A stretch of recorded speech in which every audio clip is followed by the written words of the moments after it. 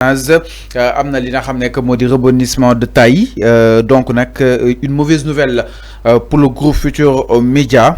La collaboration entre la loterie nationale sénégalaise LONASE et le groupe Futur Média Youssou Ndour aura été de courte durée maanaam fi nak dagg nañ ko donc mauvais coup pour le GFM.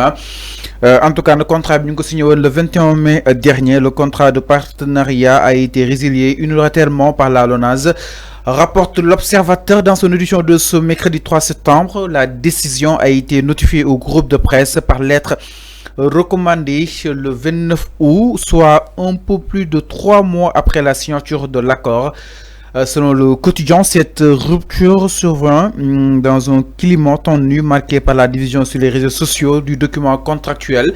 Madame document bobu groupe Futur Média signé avec LONASE nous koy donne gis sur les réseaux sociaux et que tout le monde en parle. Donc l'application de ce contrat suscite une vague de réactions hostiles de la part de certains internautes se réclamant du projet. Madame ñu bokk ci projet bi ni japp ni bobu de mir il faut mu dak nak contrat bobu groupe Futur Média signé ak li nga xamné que modi la LONASE. Ces derniers ont multiplié des appels au boycott et l'asphyxie au groupe fondé par Youssou Ndour, accusant de proximité avec l'ancien pouvoir. Madame ñu koy jim que ni dafa jégal trop ak Macky Sall mi fi jóge woon exactement. Alors Arfan vraiment l'Observateur te lu mu xëy que ni ce contrat a été de courte durée. C'est vraiment désolant. Malheureusement. Enfin, c'est vraiment désolant. Malheureusement. Non. Je sais que contrat je sais que doit aboutir.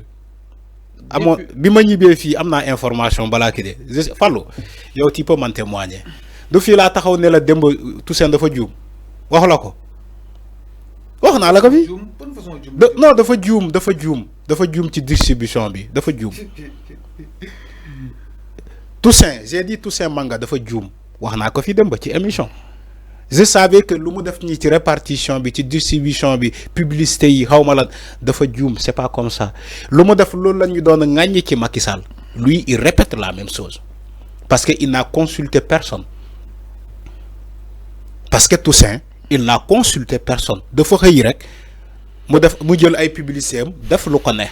Mais c'est le directeur général. Non, le directeur. À qui quand le même, directeur. Il doit consulter Arfan. La LONASE, tu as bien dit la loterie nationale sénégalaise. C'est un édifice public. C'est une structure publique.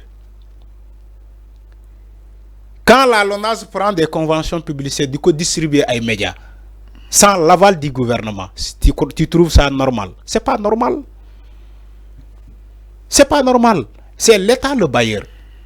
C'est l'État le patron de la LONASE. L'État Boubege il zèle toutes les activités de la LONASE. Pascal Arfan. Damane. Ouais, Pascal en fait. C'est l'État qui a le mot d'ordre. Voilà. C'est pour cela que j'ai dit Toussaint Manga dafa djoum. Il a pris des conventions, des publicités, distribuées aux médias sans l'aval du gouvernement. Gouvernement bi ñu bari dañoo yeewu gis noonu ci presse bi li ko way Toussaint Manga a donné des publicités, il a distribué une somme de 100 millions au groupe Futur Média de non, c'est pas sérieux. Mais est-ce que su yagé légui nak c'est pas sérieux ce qu'il a fait. Non du lolu. Xama fa gi casse de essai Arfan li mom publicité li mom dafa flagrant. Fallu publicité boko li leen bay rek mu jall. Fallu publicité bokoy publier bokoy joxé day transparent day am un document officiel day am transparence bépp publicité bi ngay distribuer média dafay am transparence même xaalis bu nga koy fay dafay am transparence parce que un jour l'argent là gis nga xaalis bi nga jox TFM ça va revenir un jour. Mais problème du lol Arfan. Non, si problème bi lol la. Non, si. Daguma mais il faut nga ñëw ci problème moy contrat bi signé nañ ko depuis amul ciow. Il a suffi que mu am ben fuite mu génn internet yi réclamé wu de Pastef sakku ni lol na dak. Quelles sont les clauses du contrat? Voilà. Les clauses du contrat c'est quoi? Voilà. Quand il signe un contrat depuis le mois de mai, exécuté wuñu ko état du Sénégal yegul ci dara gouvernement bi yegul ci dara mais c'est parce que y a un problème. Tu crois que ni bu fekkee gouvernement bi yegg na contrat bobu ki li la LONASE à la TFM bu fekkee yegg nañu ko gouvernement bi yegg na ko même coow li lu mu bëri ci réseaux sociaux yi contrat bi dañ koy maintenir parce que il sera protégé par le gouvernement. Toussaint sera protégé par le gouvernement, il sera protégé par le premier ministre Ousmane Sonko. Mais non. Tu sais pourquoi on l'a pas protégé? Mais indépendant ça, mais il n'est pas indépendant. La LONASE n'est pas indépendante. Fallo. La LONASE n'est pas indépendante. Donc le directeur de la LONASE est nommé. Fallo, arrête ce que tu dis. Non. Mais je pense qu'en fait, DG nous nous doxal comme parce que tous ces mangas TFM de visibilité, TFM a un aura. Oui. Il bat les audiences. Tout plus c'est la visibilité. TFM donc pourquoi Fallo, les contrats, les marchés sont gérés par ARCOP et ARMP.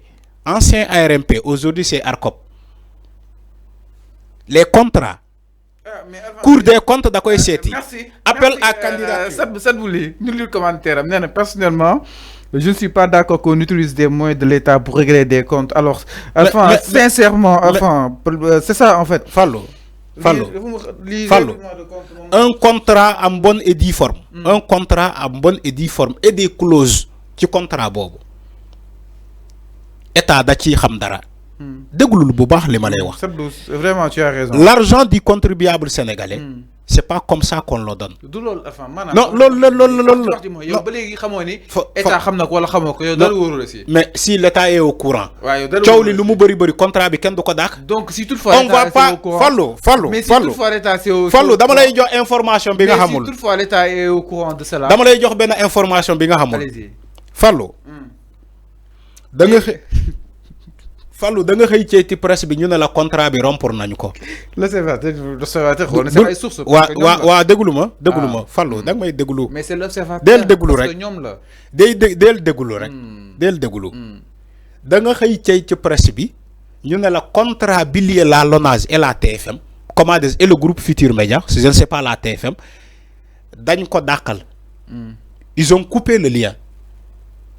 Xamal lu tax pour tous ces mangas modem TFM wala mo envoyé TFM même bu fekkee mom mo envoyé courrier bi tu crois que il est aux commandes de ça tous ces mangas a des supérieurs c'est le gouvernement tous ces mangas ñoo gën expliquer enfin xana yow ce que tous ces mangas dit expliquer na pourquoi raison yi tax mu jox ko TFM parce que TFM dafa am audience te itam télé yi bokk na télé parce que lolu moy njumtem dafa djum lolu moy njumte tous ces mangas dama ne TFM moko doy dédé enfin man 5 TV mo marché bi 5 TV am audience 5 TV moko doy yow wol fa ñu exemple mo doy kenn ak léle moko doy état du non nay bindo état bindowul noonu li ngay expliquer c'est tellement facile ce que tu dis là mais quand même c'est le directeur général est quand même autonome le directeur général n'est pas indépendant le directeur n'est pas indépendant il est nommé il n'est pas indépendant suba mën nañu dak tous ces mangas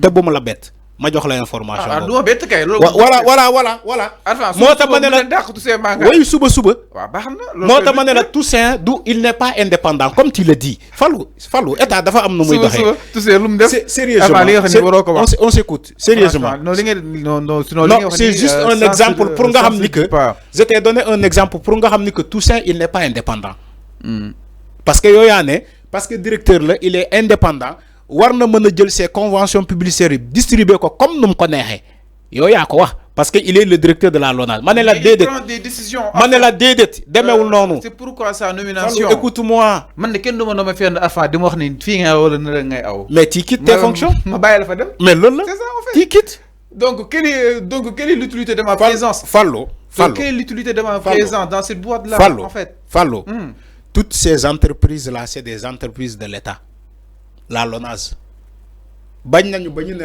la loterie nationale sénégalaise ça ne date pas du jamono Toussaint Manga dafa juddu fekk fi LONASE Aujourd'hui, il est le directeur. Bala tous ces mangas, il y avait des directeurs qui étaient au niveau de la LONASE. Dafa am méthode pour distribuer les publicités de la LONASE. Dafa am méthode. Méthode pour respecter non. Non, non, non, RTS. Il ne s'agit pas de ça. Il s'agit pas de ça. Comme là. Il s'agit pas de ça. Comme là. Tous les marchés. Parce que le marché là. Tous les marchés dafa am fu ñuy jaar. Fallou, on s'écoute. État dafa am nu muy doxé. État du Sénégal dafa am nu muy fonctionner. Tous ces mangas qui a ces publicités à distribuer, marché là, lolu marché là. Oui, ça vous. Lolu marché là. Oui, ça vous voir. Ce n'est pas au gouvernement aussi de négocier les marchés des entreprises. Ah, mais lolu la xam ça bu. Dama né c'est des c'est des marchés. C'est des marchés. Mais marché yoyu dafa am fuñ koy valider. OK. Donc marché yoyu dafa am fuñ koy valider. Mais pourquoi aujourd'hui les conventions publicitaires de l'État s'attardent à sortir? Pourquoi les aides à la presse s'attardent à sortir? Fallo, il faut personnellement, c'est pas personnellement. En tant que journaliste, nous on sait comment ça fonctionne. C'est-à-dire Fallo, tu parles avec des sentiments. Non, pas l'État n'a pas de sentiments. Il y a des journalistes à non, la TFM, vous parlez avec un sentiment. L'État n'a pas de sentiment. Damane, ces conventions-là, dafa am fuñ koy valider. Gouvernement bi daf koy saytu ba xam ndax jaadu na wala jaadul. Maintenant si un tout ces manga bu xeyé tay di distribuer ay convention après état yegg ko da koy supprimer da koy suspendre. Bu ko dakh rek. Da koy suspendre. Lolu mo dal tous ces manga. Il a distribué ces conventions sans l'aval de l'État, sans l'aval du gouvernement. Gouvernement bi fa la ko yégué ba mu défé ciow ci presse bi c'est 24 heures. Ah fa le gouvernement bi yégué Arfan. Mais ciow bi motax non fa le gouvernement bi yégué mais dama né Arfan fa nga japp ni fa le gouvernement bi yégué non lima lay wax ni information xam nga dama lay jox fi information à l'avance après mu génn nga gis ko. Mais manam kon manam waxal serait le gouvernement serait au courant quand même quand l'information a quand même occupé sur les toiles, mais pas le gouvernement bi yëgu ko quand même à fond. Fallo ñaata scandale ñoo am ci ay ministère wala ñaata scandale ñoo am ci ay direction après gouvernement bi la ko yëg. Mais enfin pour nous terminer question boobu moo tax ma ne la Fallou état réalité la dafa am nu muy doxee. Pour nous terminer si foofu noonu enfin si toutefois. Tous ces mangas a fait ce qu'il voulait faire. Mais enfin si toutefois gouvernement bi yëgoon ko depuis mais est-ce que yoon la ñuy. mais dañ koy contrat bi. donc contrat bi kenn du ko signé. Gouvernement bi su ko yëgee à l'avance contrat bi kenn du ko signé. Pourquoi kenn du ko signé? Parce que contrat. Parce que TFM là. Non c'est pas la TFM parce que Fallou il faut pas personnaliser le média. OK. Déggoo ma fii may tudd TFM. Man je te parle dans le cas du contrat d'un marché, un marché public parce que le marché public là il faut le distribuer à des médias. Marché là parce que c'est l'État le bailleur. Donc c'est la LONASE qui distribue, qui paye, mais c'est l'État le bailleur. État moo sous LONASE. État moo sous LONASE. Il faut ngeen xam loolu. 10 secondes. 10 secondes ma jeexal li ma bëgg a wax. 10 secondes. dafa am luñ tënk yow xam nga dafa am luñ tënk nii. 10 secondes. Fallou. Allez-y termine foofu noonu. Tous ces mangas. moo la gën a xam ni que li mu def nii les publicités yu mu distribué nii ses supérieurs ne sont pas au courant.